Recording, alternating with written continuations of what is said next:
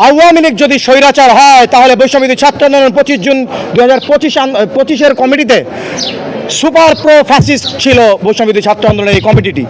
আওয়ামী লীগকে আমরা বলতাম পরিবারতন্ত্র করার কারণে তারা ফ্যাসিস্ট হয়ে যায় এবং বৈষম্যবিরোধী ছাত্র আন্দোলন ভাই ব্রাদার কোটার কারণে ফ্যাসিস্ট হয়ে গিয়েছে।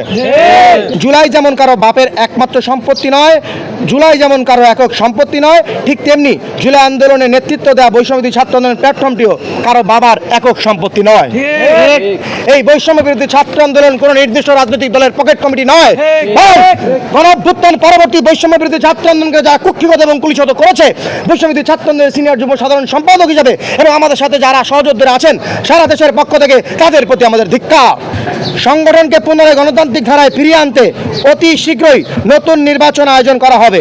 এই নির্বাচনে সারা দেশের গণতান্ত্রিকভাবে আমরা সকল কমিটির একসাথে করে তারপরে তাদের ভোটাধিকার প্রয়োগ করে তারাই তাদের নেতাদের ঠিক করবে।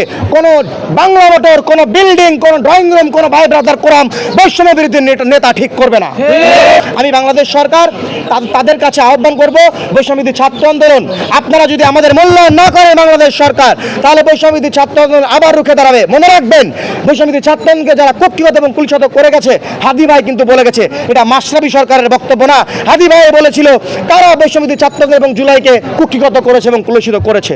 তো আমরা আগের মতো হাদি ভাইয়ের মতো বলতে চাই, বিড়ালের মতো 500 বছর বাঁচার চেয়ে বাঘের মতো সিংহের মতো 5 দিন বাঁচবো ইনশাল্লাহ। এদেশে বাংলাদেশে ন্যায় ও হক ইনসাফ প্রতিষ্ঠা করতে থাকবো এবং করে যাবো ইনশাল্লাহ। ইউএফটি ফার্স্টের সাথে ট্রেড করুন যে কোনো জায়গা থেকে, ক্যাম্পাসে ক্লাসের ফাঁকে, ঢাকার জ্যামে বসে কিংবা ঘরে বসে।